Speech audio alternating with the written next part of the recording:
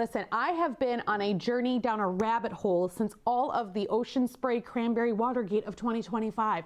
And what happened, you see, was that I found out about this food can. There was this comment left here about Goode Foods. And I was like, I don't know this brand. What is this brand of canned foods? And I looked it up and I was like, oh my God, I do know this brand. I buy this brand all the time at my local Jewels. And here it is. I took this right out of my pantry. But what I didn't realize was how profoundly Chicago this brand of canned food was. So buckle up for the story time, because this one's about to make us real proud. All of my information that I found can be found on this brand's TikTok page, and I took notes all over my people's gas bill. So let's do this. You see this loving family right here, specifically the dad. This angel on earth used to work for Abbott Laboratories, and he was responsible for back in the day for launching things like Ensure and Pedialyte. Though he did a lot in his career, he was consistently felt like he was overlooked. So he wanted to start his own food company. During this time, the mom still worked full-time in Abbott, and she was like financially supporting this family while they got this canned food goods off the ground. The dad traveled the country, found local farmers, and built this trusted network of people for all of his fresh vegetables and foods. Then used his connections that he had made through Abbott Laboratory and got these like government contracts. So for years, he supported Chicago women, infants, and children with his food, whether it be in one of the grocery centers or by providing cereals to Chicago public school system with their lunch program.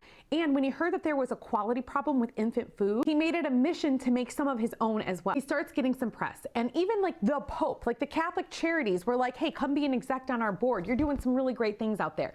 So he goes to Walmart and he's like, hey, Walmart, I've got a great product. And corporate was like, no, we're too busy for you, because you know what? Corporate's up there with Campbell's and Ocean Spray. And we already heard this week what they have to say about us. Okay, so we're whatever. Okay, that's fine. But then in comes this guy. That's right, it's JoJo from Jewels, because Jewels, our Chicago pride and joy, comes in and say, hey, this is a great product. We want to put you on your shelves. And they did. They came in through the rescue, you all. Jewels did the thing, okay? So they're in Jewel, they're doing good, and then their government contracts start to slow down because, you know, the big companies start to come in and, you know, take over everything like they always do. But then the unexpected happened and COVID hit, and all of the products on our shelves started flying off the shelves.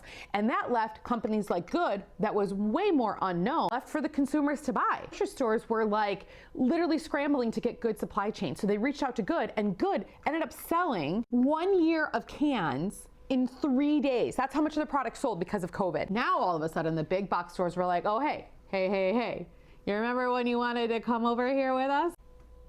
So they started getting into some more chain stores. And then unfortunately, I don't know when, but sometime between COVID and now, which is about 5 years, the dad passes away and the business gets passed on to this brother and sister duo. They do a little bit of rebrand, and Target's like, hey, we really do like you. Can you make this exclusive cranberry sauce? And now here they are making cranberries for Target. Now they're in 6,000 stores across the country, and all of the name brands do carry them for the most part. There's obviously Jewel Osco for us, but there's also Kroger, Meijer, Walmart, Target, Shaw's, and Food Line that they're in. They are 100% family owned still to this day. They are all natural, no GMOs, no bad preservatives, no pesticides on their crops. They take real care about the crops that they put in their cans. I mean, look at this CEO hanging out in the crops over here with them. Listen, I know we all want to boycott brands because we don't want to spend money with businesses and brands that don't support who we are as people. But sometimes it's not just about what we can boycott, but also what we can support. And the best way to support some small businesses is purchasing their things where you can purchase them. So no matter what store you go and get it from, this is your can of beans. When you go to make your green bean casserole or corn casserole or get your cranberries for your next round of big holiday meals for Thanksgiving, you get Goode. This is the call to action. This is the canned revolution. And I know you might be saying, ooh, it's cans, it's not that big of a deal. No, this is a big deal, because when we tell companies that this is the brand we want to shop for, it becomes a supply and demand thing. We set the demand. We demand that those big box stores, for all of the horrible things that they do, at least provide us with brands that we can support and who have supported us locally. Goode has had our back.